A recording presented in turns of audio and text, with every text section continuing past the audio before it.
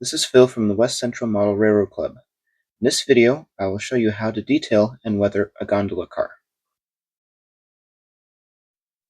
Now, a while back, this diesel engine accidentally crashed off the layout, damaging the shell.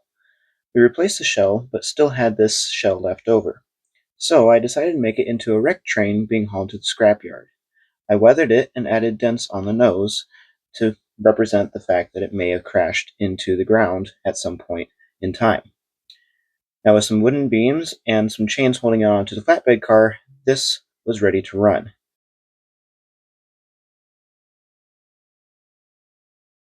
To go with it, I grabbed this small gondola car to haul the scrap pieces from the wreckage, including wheels and pieces of metal that would have fallen off of the shell. Now before I can use this car, I must do some weathering to it, meaning I'm adding grime and dirt to it.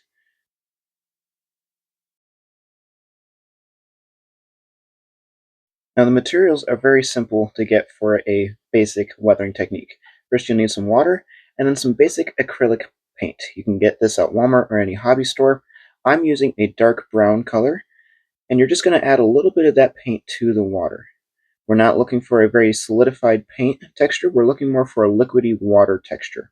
So I'll mix that around in the cup and get it to the desired color that I want it to be. Now for this car has been used quite a bit, so I'm envisioning a very dirty look for this car. So this brown is not quite dark enough in my opinion, so I'm just going to add a little bit more paint to it.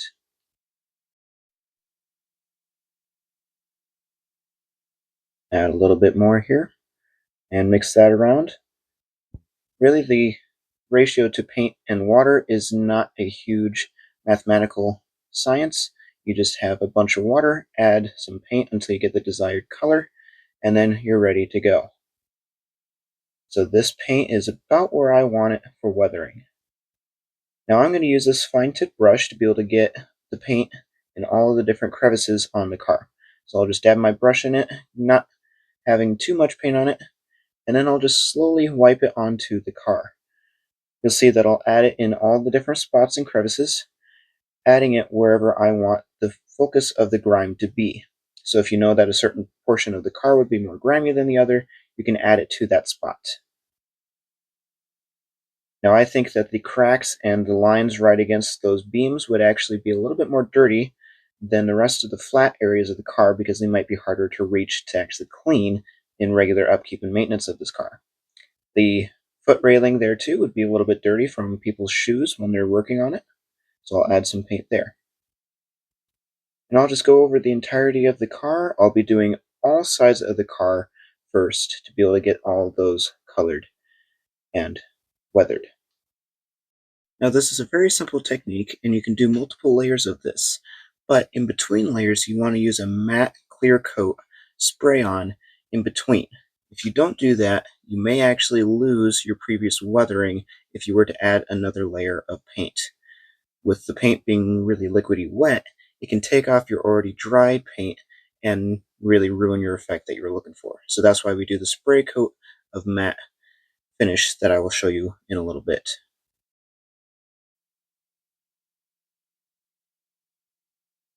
So that side is done. I will get this side done as well, and then I'll speed up the video so that you guys can see the rest of the sides being done as well.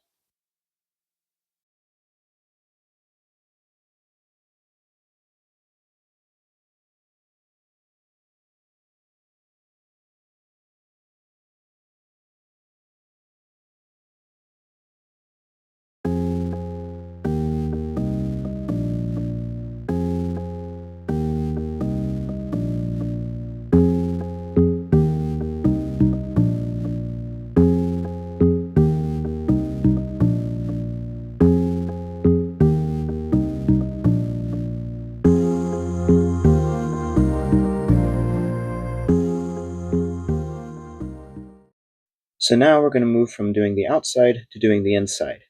Now the inside would be naturally holding a lot of materials and being used a ton, so this is actually going to be a little bit more of a grimy look. So I don't mind if it's doing any puddling along the edges or anything like that. I'm just adding a nice thick layer of this watery paint to it to be able to make it look super grimy in there.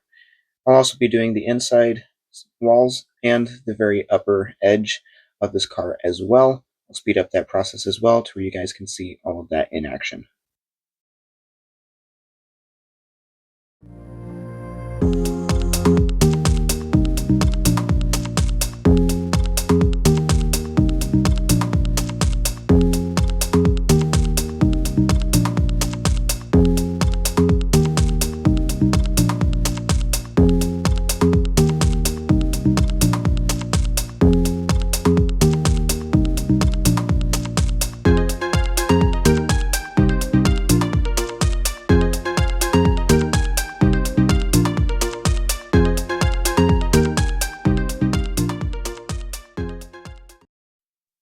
Now, in my weathering process, there did end up being more paint than I wanted to in those corners of the car.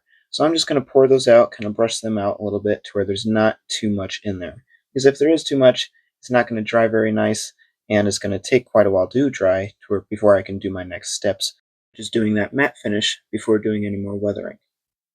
Now, I think this is going to get as much weathering as I want, but if you wanted to do more, you would add that matte finish spray on. And then you would do this process again. Now I've got some train wheels that I'm going to have representing the wheels off of the diesel locomotive that I'm actually going to do a little bit of weathering to as well. So I'm just going to go ahead and grab them with a set of pliers here, and I'm going to do the same method that I was doing on the car of just getting a little bit of paint on my brush and brushing the wheel area. I won't really worry about the axle because the axle is not going to be seen very much for weathering effects, so I'll just focus on getting the wheels a little bit weathered. So just adding paint on the outside and the inside, same way that I did the car. And you can use this technique for pretty much any weathering object that you wanted to do. You can do this on buildings, you can do this on train cars, trains themselves. It's a very versatile method for model railroading in this technique. So I'll speed up the process for the other 5 wheels that I'm weathering.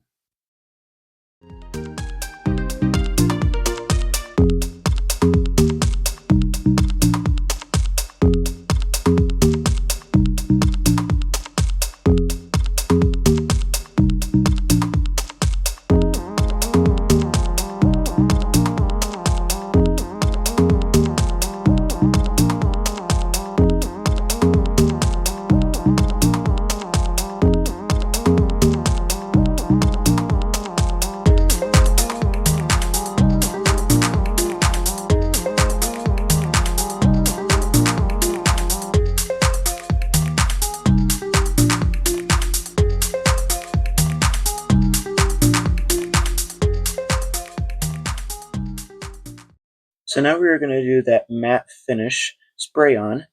So I've got it in the box here for sucking up all those fumes, and I'm just doing a very quick spray with that matte finish. This matte finish will give it a very good covering for that weathering without really changing a lot of the sheen that the car already has. So I'll be spraying it just a couple times over, also spraying the wheels that you can't really see in there to where all of that weathering is locked in. Now the wheels, I wanted to have a little bit more damage to them, so I went ahead and bent this one to be able to put in that car. I'm going to try doing that with some of these other ones. Now this one is a metal axle, so this one actually won't really bend very well. But this one's a plastic axle, so that'll actually bend pretty easily. Actually, a little too easy. I accidentally broke it off, but that's actually a cool look. I'll actually use that still because this is a broken train that I'm having being hauled away to the scrapyard. See if I can just bend this one a little bit, but it may break on me as well. And, oh, yep, that one did too. So I went ahead and did what I wanted to with the rest of the wheels, but I'm going to go ahead and use Loctite super glue to be able to glue everything in place in this car to where it's not rolling around and shifting on me if I'm to pick up the car. So I'll just add a little bit of glue to the bottom of these wheels and then place it in there, basically just randomly in the car. I'm going to have the wheels piled in one side and these scrap pieces of metal in the other side. So I'm just placing the wheels down and random patterns. If you get really specific on where you're going with them, then it doesn't look natural. I'm just laying them in there, getting more of a natural look as if they were tossed in there. So I will continue doing that, just adding a little bit of glue. You really don't need a lot of glue, just enough to be able to get it to stick there, and then once that glue dries, it should stay in place. Now if it doesn't, however, you can always add more glue and glue it back in later. So again, I'll speed up the video to where you guys can see the rest of the wheels glued in place. And I'm just putting them in random pattern, including those scrapped ones that I broke earlier.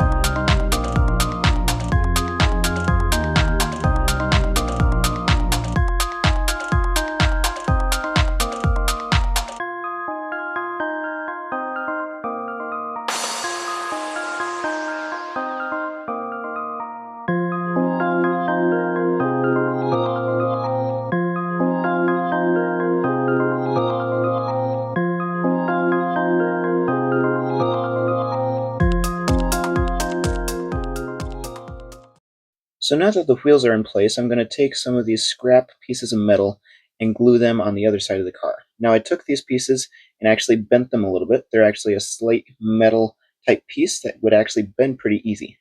Now if you're working with plastic, you can heat it up a little bit with a torch and then bend it, and then wait for it to cool, and it'll solidify in that position.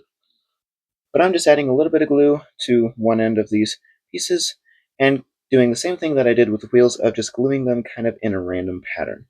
My vision is that the people that came and picked up the pieces from the wrecked train just threw them into the car to be hauled away. So I'm kind of going for that random sporadic look inside the car. Now I've got a lot of little pieces that actually did come off of this train shell, so I'm just adding a whole bunch of those that actually look like train parts to it. Now this piece isn't really fitting here, so I'll actually put a different piece in that spot instead and add that one in a different spot later. Really is just whatever comes to mind of what you want where. Now a coupler doesn't really fit there, and I want to add a little bit of detail to the coupler, so I think I'll go with this little piece right here and just glue that in place. Again, I'll be speeding up the video for this process. You'll see where I'm placing all the different items, basically just going for a really sporadic look inside the car, adding glue as I need.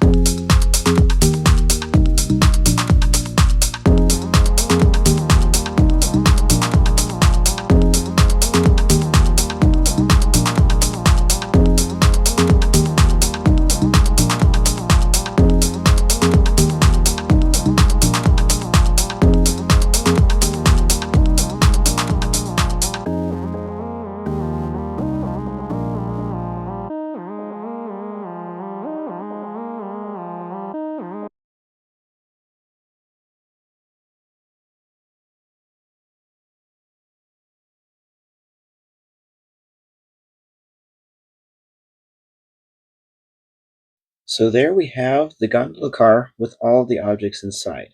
So now the car is weathered and has all the scrap metal inside, ready to run on the layout with my scrapped train.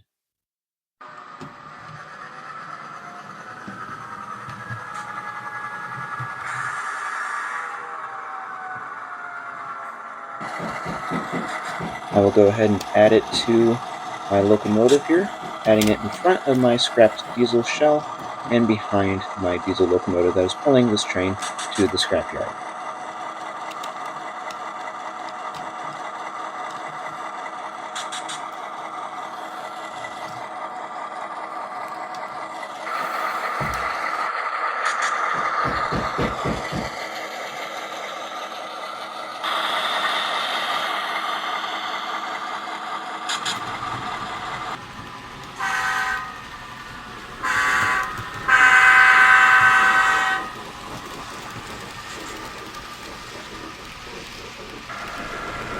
I hope this video was helpful for you guys to be able to weather your own car and potentially add scrap metal inside of it or a scrapped wreckage car. God bless, guys. See you next time on the West Central Model Railroad Club.